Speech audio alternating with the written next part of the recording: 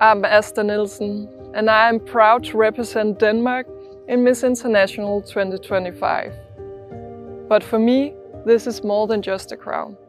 It's about having a voice and using it for something that truly matters. More than 42 million people right now are living as refugees. Almost 4 in 10 are children. It's childhood spent on waiting for safety, for stability, for a place to belong. And when that long journey finally ends, for some it ends here, in Denmark.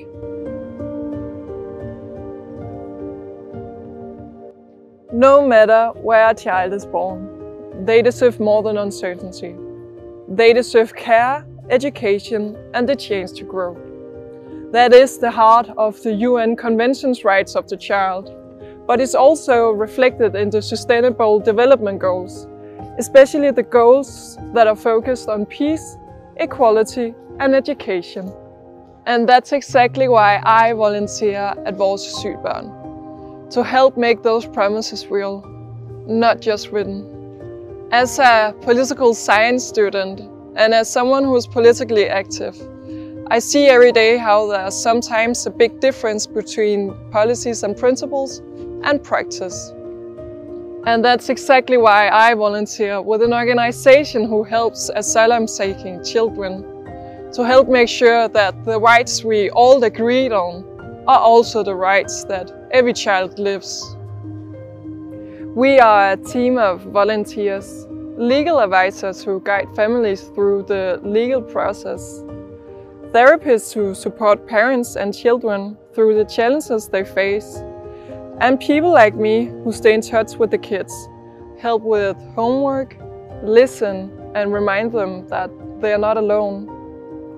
It's teamwork, and when you put all the puzzles together, you can really feel the difference. It's not about fixing everything. It's about creating a safe space for calm, care, and safety. That's what keeps me inspired, seeing how steady, simple care can make life a little brighter for these children. Because every child deserves dignity, every child deserves safety, and every child deserves a future. It all begins with a simple idea that no child should face uncertainty on their own. Nina helped make that belief into something real.